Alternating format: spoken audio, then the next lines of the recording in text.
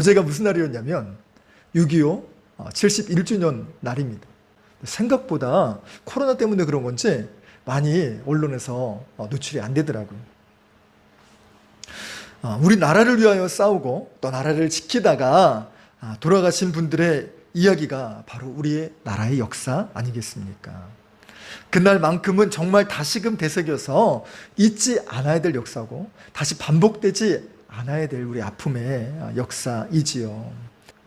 그러한 의미에서 보면 이 6.25 전쟁은 참 치열하고도 비참한 전쟁이었습니다. 그 전쟁 한 번으로요 무려 137만 명이 죽음을 당했다고 해요. 그리고 그중 수십만 명의 사람들이 가족과 또 사랑하는 사람을 앞두고 일부러 적진에 들어가서 죽음을 감수해야 했지요. 또 그 중에 정말 수를 헤아릴 수 없는 사람들이, 우리나라는 당시에 탱크가 없었대요. 근데 북한에서 탱크를 밀고 들어오면서 그 탱크 하나 때문에 수십 명이 죽어가는 그 모습을 보면서 어떻게 할 수 없어서 자기의 수류탄을 들고 들어가서 해치를 열고 같이 자폭하는, 그렇게 해서 육탄 저지하는 일들을 많이 감당했다는 내용을 우리는 접해봤을 겁니다. 이 사람들이 왜 이런 죽음을 각오하면서도 이거를 막고 또 이 일들에 정말 자신의 몸을 던질 수 있었을까? 여러분 한번 생각해 보신 적이 있으세요? 어차피 이러나 죽으나 저러나 죽으나 할 때에 우리 가족들을 지키기 위해서라도 내가 죽음으로, 나 하나 죽음으로 이 모든 생명을 건지겠다라고 하는 마음으로 적진에 뛰어들 수 있지 않았을까요? 그러한 우리의 믿음의 선배들의 또 우리 조상들의 모습들을 생각해 보며 묵상하고 나온 것이 바로 이 메멘토 모리라는 이 단어입니다. 조금은 어려울 수도 있지만 그럼에도 불구하고 꼭 상기해야 될 이 주제의 내용으로 같이 은혜의 말씀을 나누기 원합니다. 원래 이 메멘토 모리라는 뜻은 죽음을 기억하라 라는 이 라틴어입니다. 이것은 전쟁에서 승리했다고 너무 우쭐대지 마라. 그리고 오늘 개선 장군이지만 너는 언젠가는 죽는다. 그러니 겸손하게 행동하라 라는 이 풍습에서 생겨난 단어라고 합니다. 당시에 이제 로마의 특징이 뭐냐면 전쟁을 하고 나면 꼭 전리품을 가지고 와요. 애석하게도 이스라엘 백성들도 전쟁을 했을 때에 잡혀가고 또 성전에 있는 기물들이 다 로마로 많이 흘러가게 된 그 일들의 역사를 보면 다 이런 과정들을 거쳤어요. 그리고 그 선발대 그 개선 장군이 들어오고 난 다음에 뒤에 누가 따르냐면 노예들이 전리품처럼 이렇게 줄줄 이렇게 묶여서 오게 됐죠. 그럼 노예들이 뭐라고 외치느냐? 메멘토 모리, 메멘토 모리라고 소리를 질러요. 말한 것처럼 이 죽음을 기억하라. 여러분, 포로로 잡혀온 사람들의 대부분의 특징이 뭐냐면 귀족들이나 왕족들이었어요. 그들이 자신이 전쟁을 하면서는 이길 거라 생각을 한 거죠. 그러고 나서 이제 자신들이 이렇게 잡혀서 죽음을 생각하는 위치에 됐으니 이것을 전파하는 로마 사람들에게 들려질 때는 얼마나 파급력이 있었고 또 효과가 있었겠습니까? 그러니 이 승리에 우쭐대지 말고 우리도 이렇게 죽을 수 있으니 죽음을 준비하고 전쟁을 준비하고 또 이 평화의 때를 잘 준비하라 라는 메시지를 전하려고 이런 풍습이 진행된 것입니다. 그런데 이 메멘토 모리라는 이 뜻은 정말 승리에 우리가 우쭐대지 말고 겸손한 마음으로 살라는 이런 메시지처럼 보입니다. 그러나 믿음으로 바라보면 이것처럼 복음의 내용을 담은 것이 또한 없습니다. 우리도 언젠가는 죽을 수 있다는 거죠. 우리도 언젠가는 정말 이 땅에서의 삶이 끝날 수도 있다라는 것입니다. 그 삶 가운데 우리가 어떻게 살아야 되는가? 죽음을 기억하라라는 거예요. 그리고 이 죽음 가운데 죽음 이후의 삶이 있다는 것을 생각하라는 것이죠. 그리고 힘들고 어려울 때 믿음의 선배들은 어떻게 살아갔고 또 어떠한 죽음을 맞이했으며 또 죽음 이후의 삶 가운데 어떠한 하나님의 은혜를 받게 되었는가? 오늘 이 호국 보온의 달을 맞이하여 오늘의 모습을 보고 또 2021년 상반기를 마무리하는 오늘 이 시점에 하나님께서 우리에게 주시는 이 메시지를 마음에 품으며 하반기에도 승리하고 또 하나님 주신 사명을 후회 없이 살아가는 우리 히스토리교회 전성주님들이 되시기를 간절히 축원합니다. 자, 그럼 오늘 본문의 말씀을 보면 야곱의 죽음의 내용들을 담고 있지요. 야곱은요 147세를 향유하고 이제 죽음을 맞이합니다. 그의 생애가 어찌했길래 그는 이 생애 이후에 아주 융숭한 대접을 받게 됩니다. 이러한 은혜를 받는 가장 직접적인 일은 바로 아들을 잘 두었기 때문입니다. 저도 이런 아들의 덕 좀 봤으면 좋겠어요. 아들들 아멘.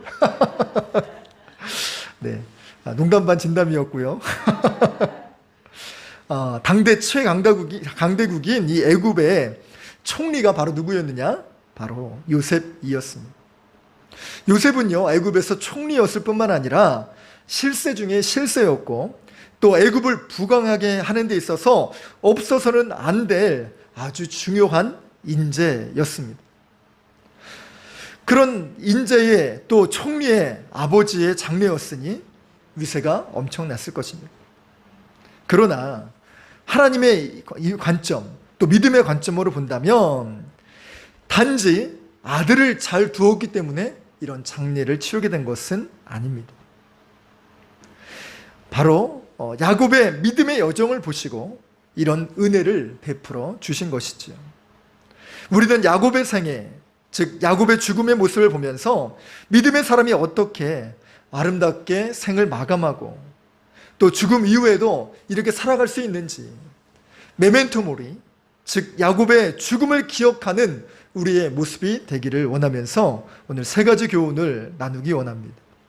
그 첫 번째 교훈은 인생의 최후에서 복을 받았던 야곱의 죽음을 기억해야 한다는 것입니다. 하나님을 바라보던 삶, 또 하나님을 붙드는 삶은 결탄코 헛되지 않는다는 것입니다. 예수 그리스도는 부활이요 생명입니다. 그래서 주를 믿는 자는 영원히 죽지 않는 것고 죽어서도 살게 된다라고 요한복음 말씀에서 정확히 이해하고 계십니다. 이처럼 야곱은 인생의 고비 때마다 하나님의 도우심을 구하고 얻게 됩니다. 그의 인생을 보면요 형을 속여서 장자권을 받게 됩니다. 형이 배고플 때를 기다렸다가 너무나 잘 아는 그런 패턴이겠죠. 그래서 형이 올 때를 기다려서 팥죽을 준비해요. 그리고 형이 달라고 하면 그냥 주지 않습니다. 형 나에게 장자 팔아. 그게 그까짓 게 뭐라고. 야, 그 판다고 또 팔아지냐? 그 가지려면 가져라. 별 대수롭지 않게 에서가 팔았던 것 같습니다. 근데 이 대수롭지 않게 라고 하는 것을 하나님은 보셨다는 거죠. 그 부분들에 따라서 야곱에게 장자권이 넘어가게 됩니다. 또 실제로 야곱은 난 장자권을 샀다라고 하는 그런 말로 아버지를 속여요. 이 아들이 그 모습을 보고 정말 털을 붙여서 아버지를 속여요. 그리고 정말 축복을 받게 되지. 나중에 이 사실을 알고 에서가 정말 그 분기탱천해가지고 이제 이 동생을 동생이지만 죽여버리다. 이렇게 하면서 진짜 무서워 살벌하죠. 예. 그런데 이 소식을 듣고 어머니가 야곱에게 이야기해요. 야, 너 빨리 도망가. 이래서 도망가요. 도망가는 와중에 베델이라는 지역에서 돌베개를 자고 잘 때에 하나님의 환상을 보게 됩니다. 그리고 하나님의 음성을 듣게 되죠. 내가 너의 자손을 번성케 하리라. 이 메시지를 받고 살아가죠. 그리고 나서 삼촌 라반의 집에 갔는데 삼촌인데요. 이 삼촌이 자기를 등쳐먹어요. 그래서 22년 동안 품삯을 속여가면서 이 노동력을 착취해 갑니다. 그리고 엄청난 그 어려움들을 겪고 다시 돌아오는 이 어려움들 앞에서 매일매일의 삶이 어렵고 힘들었습니다. 그럼에도 하나님이 복을 주셔서 하나님을 바라봄으로 정말 양이 한 무리가 아니라 두 무리가 되는 엄청난 복을 얻게 하셨지. 비록 그의 영악함으로 아버지도 속이고 형도 속이고 또 죽음 앞에 자식들을 앞세우는 그 비겁한 모습까지 보인 이 야곱의 모습이지만 언제나 그의 삶 가운데는 하나님을 바라보았다는 거예요. 그래, 하나님이 형통케 하시고 그때마다 건져주시는 복 가운데로 함께 하셨다는 것입니다. 믿음으로 바라보는 그 삶이 결단코 헛되지 않았음을 보게 됩니다. 그리고 더 충격적인 건 죽어서까지 그의 인생을 하나님이 복주시고 계시다는 거죠. 2절의 말씀을 보면 그의 몸을 향으로 처리했다라고 기록합니다. 이것은 미라로 만들었다라는 것이.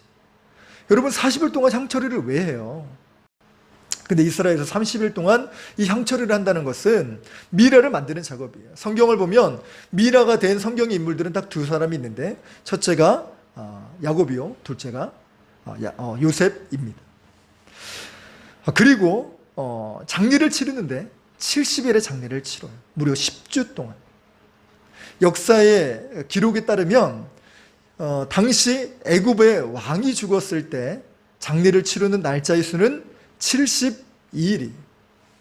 이 이틀 빠진 70일에 장례를 치렀다는 건 거의 국빈급의 국장에 해당하는 장례였다는 것이죠. 하나님께서 왜 이러한 은혜를 야곱에게 베푸셨을까? 그것은 바로 야곱이 믿음으로 살았던 그 모습을 하나님이 위로하시고 상급을 하늘에서뿐만 아니라 이 땅에서 보란듯이 주시는 줄로 믿습니다. 혹 우리가 예수를 믿어도 난 아무것도 없어 라고 생각하시는 분이 혹시 있으십니까? 오늘 말씀 이 메멘토 모리, 어떠한 사람도 죽음을 피할 수는 없다는 거예요. 우리 옛 속담에 정승집 개가 죽어도 조문깨기 구름대와 같지만 정작 정승이 죽으면 바람만 횡하다라는 이야기가 있습니다. 살아서는 권력을 누리지만 죽으면 다 끝이라는 것이지. 누구도 죽어서는 지옥이냐 아니면 천국이냐라는 심판만 있을 뿐입니다.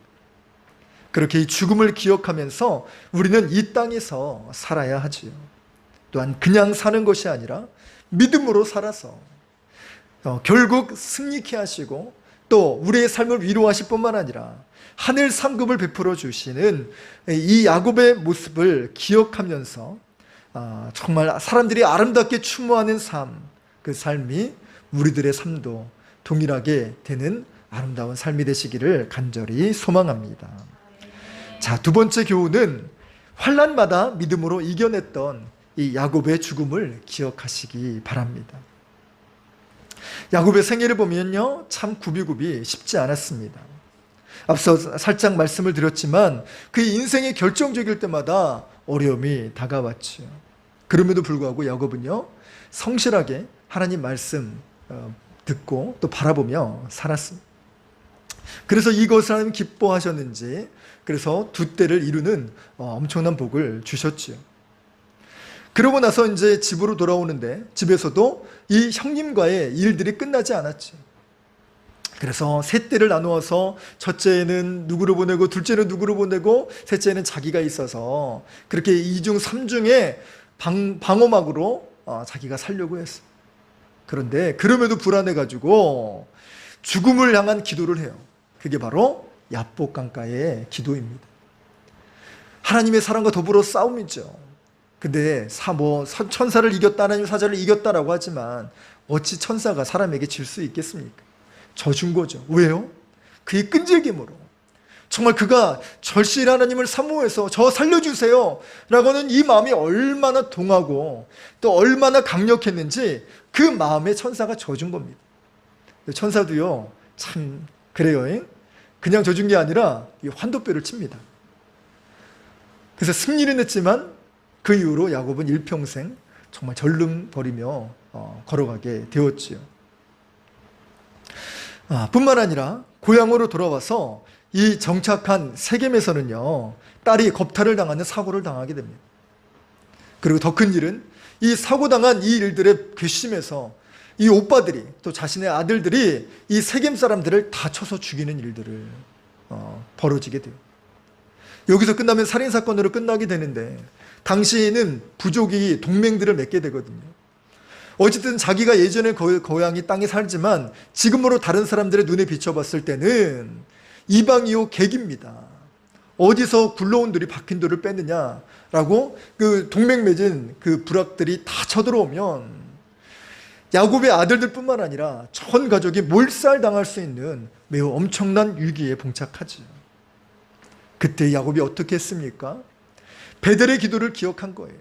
그때 하나님과 드렸던 그 약속을 이행하지 못한 것을 회개하면서 다시 하나님 앞에 나가서 무릎을 꿇습니다. 그리고 자신의 잔장품을 제거하며 그렇게 파묻으며 하나님, 제가 오로지 주님만 향하여서 살겠습니다. 약속을 이행하겠습니다. 서운한 걸 갚아드리겠습니다. 라고 회개하고 뜨겁게 기도했을 때 그 기도가 바로 엘베델의 기도이지. 그 사건에서 정말 하나님께서 너무나도 도와주셔서 아무도 그를 해치지 못하고 손 하나 까딱하지 못하는 그런 엄청난 보호막의 은혜를 경험하게 됩니다. 그런데 그의 환난은 여기서 끝나지 않았습니다. 12아들 중에 가장 사랑했던 아들 요셉이 짐승에 물려 죽었다는 소식을 전해 듣게 됩니다. 그리고 자신에게 돌아온 건 피 묻은 이 채석옷 하나 덜렁 남았을 뿐이지. 그것을 부둥켜 안으며 얼마나 많이 울었을까요? 그리고 십수년간 가슴에 아들을 묻고 사는 그런 힘겨움을 갖게 되었습니다. 물론 아들이 살아있다는 소식을 듣고 애굽으로 내려왔을 때 그를 다시 만나게 되죠. 근데 그 말했던, 바로 앞에 서서 야곱이 고백했던 이 말을 보면 참 그의 인생을 요약해서 이렇게 말을 하지요. 창세기 47장 9절에 야곱이 바로에게 아뢰되 내 나그네의 길이 세월이 130년이니이다. 내 나이가 얼마 못되니 우리 조상의 나그네 길의 연조에 미치지 못하나 험악한 세월을 보냈었나이다.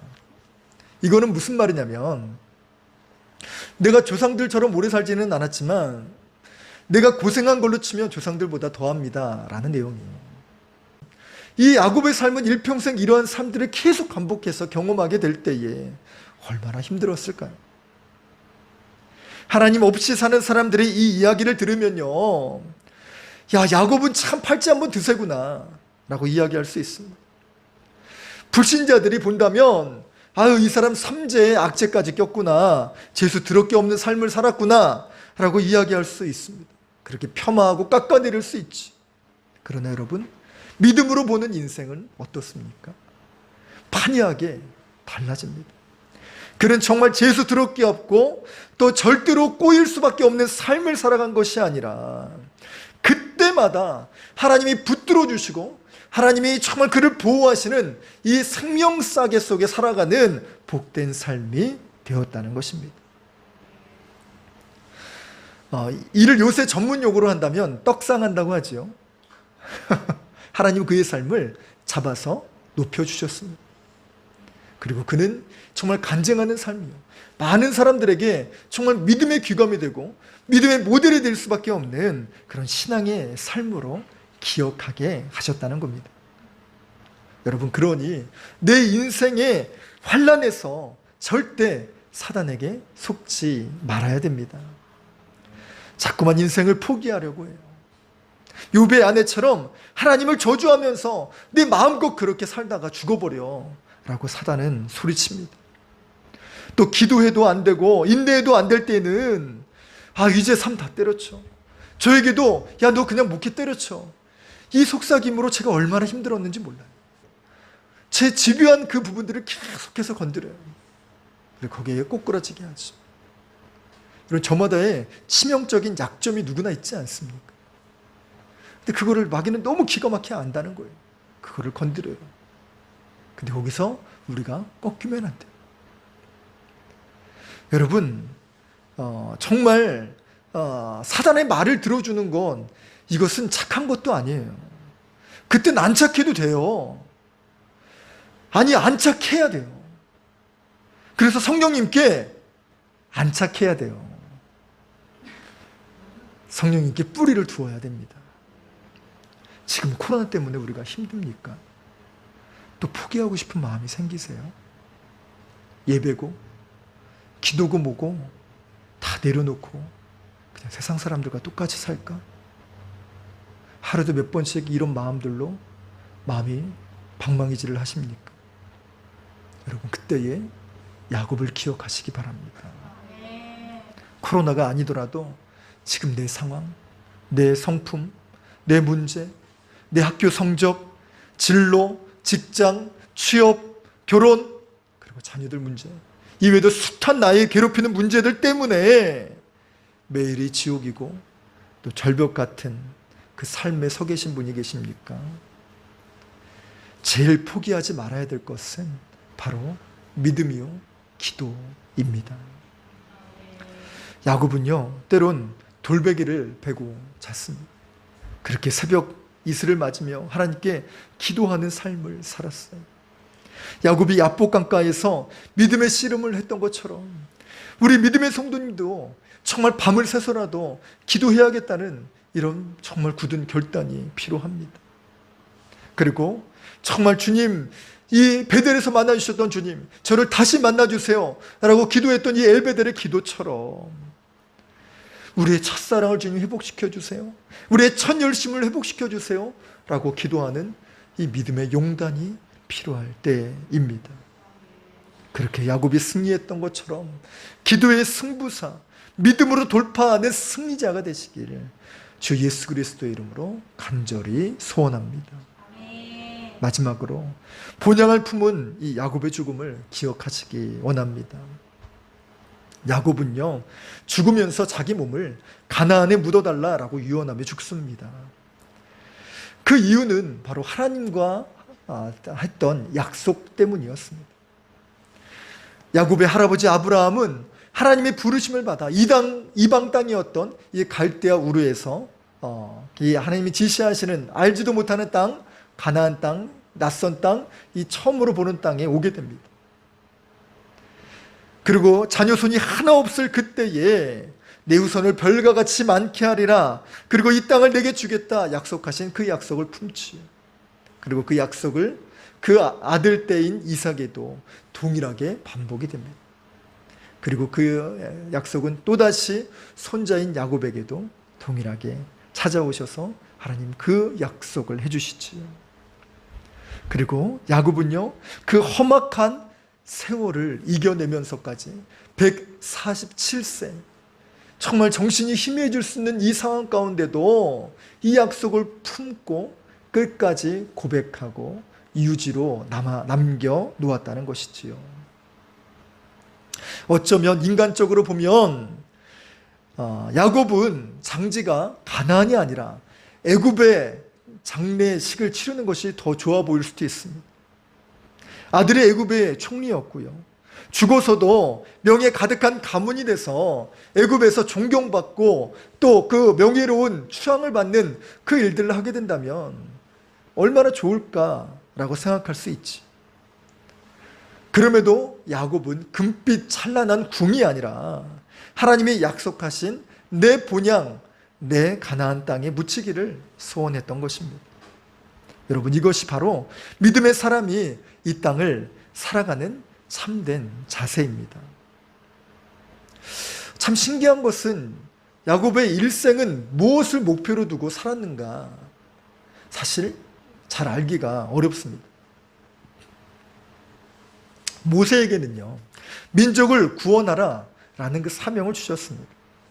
사무엘에게는 이 어두워져가는 이 백성을 깨우치고 살리라 라는 비전을 받았지요. 아니, 아버지 할아버지도 정말 하나님이 지시하시는 그 땅에서 옮겨가는, 그래서 그 부분들을 가지고 살아가는 이 부분들이 있었지만 야곱은 그렇지 않았잖아요. 도망가는 삶이 그의 인생의 대부분이었습니다.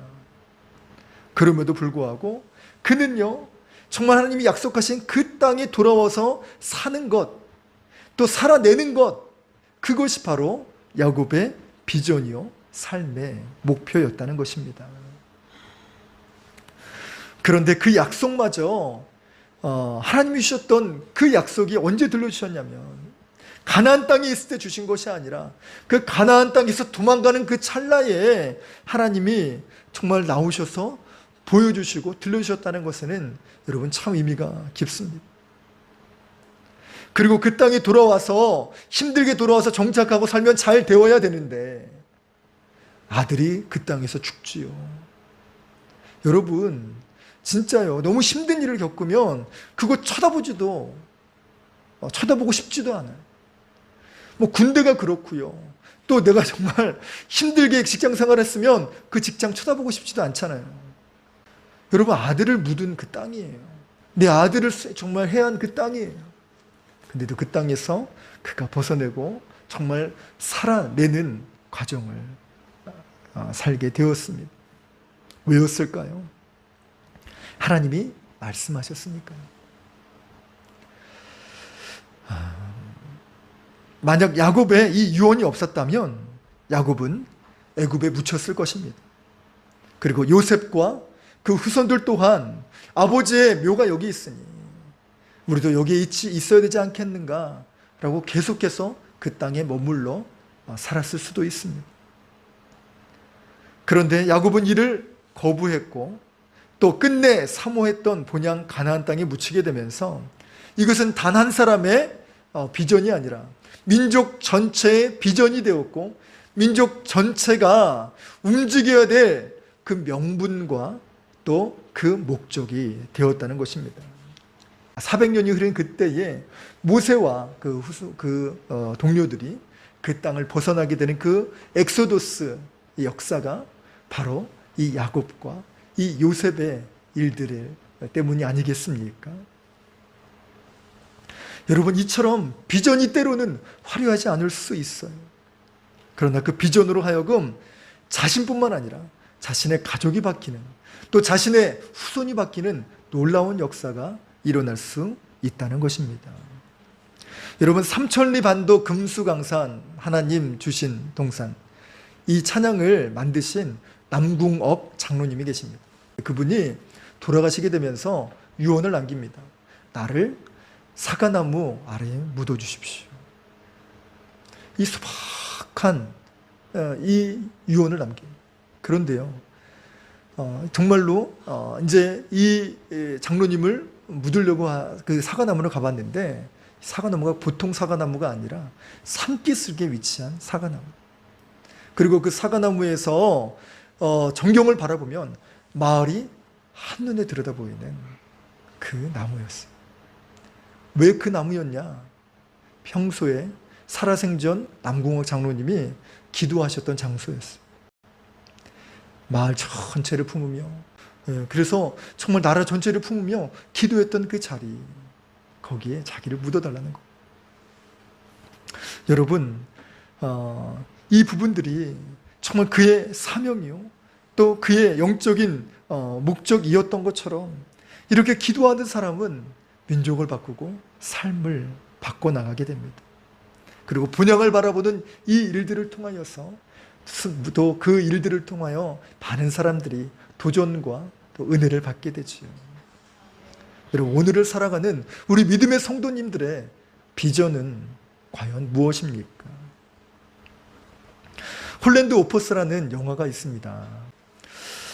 그때까지만 해도 저는 일반 학부를 다니고 있었고 또 목회자로 하나님 부르신다는 것은 막연히 알고 있었지만 늘 자신이 없었습니다.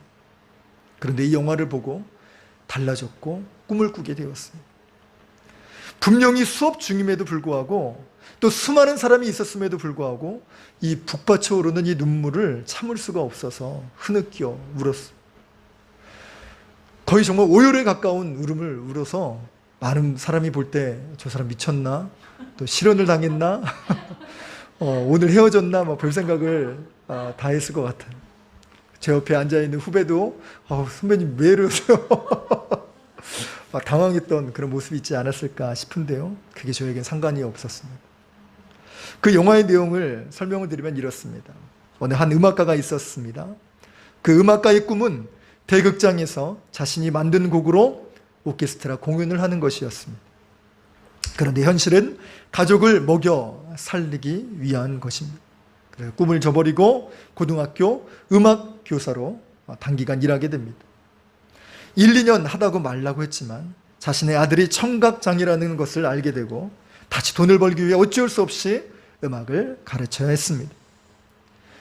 그러다 결국 31년을 교사로 일을 하다가 자의가 아닌, 나이가 되어서가 아닌 학교가 어려워져서 재정적인 어려움으로 음악 과목이 폐지되게 됩니다. 그렇게 비참하게 은퇴하는 날 강당에서 들리는 음악 소리가 있습니다. 반평생을 보낸 이 교실을 보면서 그렇게 추억을 회상하며 마지막 강단을 둘러보게 될 때에 강단에는 이미 졸업한 학생들로 가득 차 있었습니다. 그리고 자신이 일평생 만들었던 곡, 그리고 그렇게 오케스트라를 공연하고 싶었던 그 낯익은 자신이 만든 곡의 선율이 강단에서 연주되고 있었던 것입니다. 놀라웠던 것은 그 졸업한 학생들이 학교 다닐 때는 문제아였고 지진아였고 실패자였고 그런 어려움들이 있었던 학생들, 제자들이었지만 음악을 통하여 힘을 얻은 사람들이었습니다. 그 중에 한 학생이 주지사가 되었고 은퇴하는 홀랜드에게 이러한 헌사의 메시지를 전합니다. 미스터 홀랜드, 당신은 부자도 아니고 유명하지도 않습니다. 그저 우리 작은 동네에서밖에 모르는 사람이지요. 그래서 그가 스스로 실패자라고 생각하기에 쉬울 거예요. 그러나 틀렸습니다. 왜냐하면 그는 부자보다 더 큰 성공을 했기 때문입니다. 당신 앞을 보세요. 이 사람들 중에는 당신의 손길이 닿지 않은 사람이 없습니다. 우리가 당신의 교향 악단이에요. 우리가 당신의 멜로디예요. 우리가 당신 작품의 음표이며 당신 인생의 음악 자체입니다. 아무것도 없이 살았다고, 그리고 아무것도 없이 은퇴했다고 생각하는 이 사람이 자신의 인생의 작품은 표현하지 못했지만 그 제자 한 사람 한 사람이 음표가 되고 작품이 되었다는 것입니다. 여러분, 야곱의 삶을 한번 살펴보십시오. 어쩌면 그의 인생은 초라하기 그지없는 삶입니다. 형에게 사기친 사람이요, 아버지에겐 불의를 저지른 아들입니다. 삼촌 라반에게 사기나 당하는 인생이었고 아들들을 편애하다가 보란듯이 그 아들을 정말 빼앗기는, 죽음으로 잃고 마는 불쌍한 삶이었습니다. 그러나 그는 어떤 순간에도 하나님을 놓지 않았고 삶의 결정적인 순간마다 그는 하나님을 붙잡았습니다. 그리고 그 결과 애굽 총리를 배출하는 성공한 부모가 되기도 했습니다. 그럼에도 눈에 보이는 땅과 눈에 보이는 보석에 이끌린 삶이 아니라 하나님이 약속하신 본향을 사모하며 그의 생을 마감하게 되었습니다. 여러분, 호국 보훈의 달을 맞은 오늘 우리의 모습은 어떻습니까? 6.25 전쟁을 하면서 죽을 걸 뻔히 알면서도 탱크에 몸을 실어 그렇게 포탄과 함께 죽어간 수많은 선배들 때문에 지금의 우리가 이 땅을 디디고 살고 있습니다. 공산당이 쳐들어와서 네가 예수를 믿는다면 죽는다라고 하는 이 일간에도 그냥 쉬꺾이지 않고 나는 예수를 믿습니다라고 외치며 죽어간 수많은 믿음의 선배들이 있습니다. 그렇게 찬송을 드높이며 어려운 고비 때마다 기도하는 우리 선배들, 그리고 정말 70년대, 80년대, 그리고 나라가 어려운 곳곳이 있을 때마다 기도에 맞지 않았던 우리 선배들이 있어요. 여러분, 이 코로나 때 많은 사람들이 이 교회들을 욕합니다. 아무렇지도 않게 교회를 짓밟고 있어요. 지금도 이 설교자, 이런 경우가 어디 있습니까? 왜 설교자에게만 마스크를 씌워요? 자기들은 방송하면서 다 마스크 벗고 하면서. 이런 어려움을 겪음에도 여러분, 믿음의 성도들이 나라를 위하여서, 그리고 우리 민족을 위해서 기도하고 있습니다. 그리고 여러분, 우리 믿음의 선배들이 교회를 세우기 위하여서 얼마나 많이 자신의 삶을 던졌습니까? 이단이 아니라, 다른 것이 아니라 정말 예배당 하나 우리 정말 마을이 있었으면 좋겠습니다 라는 이 마음 하나 때문에 정말 마음을 다하고 또 뜻을 다하여서 그렇게 교회를 세워가요. 그렇게 세워간 이 정말 흙으로 만든 교회가 홍수에 또 장마에 흙벽이 무너질 때 자신의 몸으로 정말 등을 바쳐서 무너지지 않도록 또 받쳐 교회를 세우고 살렸던 그들의 믿음의 모습들. 여러분, 정말 때로는 살아서 손해보는 것 같고 또 정말 전 재산을 잃을 것 같은 그런 모습들이 있었지만 우리 믿음의 선배들은 그렇게 나라를 지키기 위하여 자신의 전 재산을 헌사하며 독립운동을 위해 삶을 던졌습니다. 그 중에 정말 믿음의 사람들 단 2%도 안 되는 그 기독 인구의 수많은 선배들이 절반 이상이 믿음의 선배들 아니었습니까? 그 선배들이 나라를 지켰고 그 선배들이 우리의 신앙을 지켜가고 있습니다. 메멘토 모리. 믿지 않는 사람들에게는요, 그저 승리에 도취되고 교만하지 말라는 뜻으로 외칠 수 있는 그 단어들이지만 우리 믿음의 성도들에게는 이 땅에서의 삶이 전부가 아니라 영혼의 때를 위하여서 또 죽음 위의 삶이 있다는 것을, 또 이것을 위하여서 생명 구원하는 이 교회를 위하여서 정말 살아야 된다는 이 메시지를 오늘도 전해주고 있습니다. 그렇게 그들의 죽음을 기억하며 지금의 어려움에 굴하지 않고 또 그분들의 아름다운 믿음의 발자취를 저희도 따라가기를 원합니다. 또 믿음의 선배들이 이룩하신 그 죽음과 헌신 앞에 또 믿음의 선배들이 교회를 살리기 위하여 생명을 살리기 위하여 헌신했던 그 아름다운 모습을 우리는 기억하며 우리 마음에 새기기를 원합니다. 그리고 오늘의 사명을 우리는 기억하고 하나님 내게 주신 비전은 무엇입니까? 그것을 통하여 하나님께 영광 올려드리고 교회를 세워가며 아름다운 믿음의 이름들로 정말 기록되고 기억되어지는 오늘날의 메멘토 모리, 그 삶을 살아가시는 아름다운 히스토리 교회 전 성도님들이 되시기를 주 예수 그리스도의 이름으로 간절히 축원합니다. 우리 이러한 삶의 고백으로 우리 같이 찬양하기 원합니다.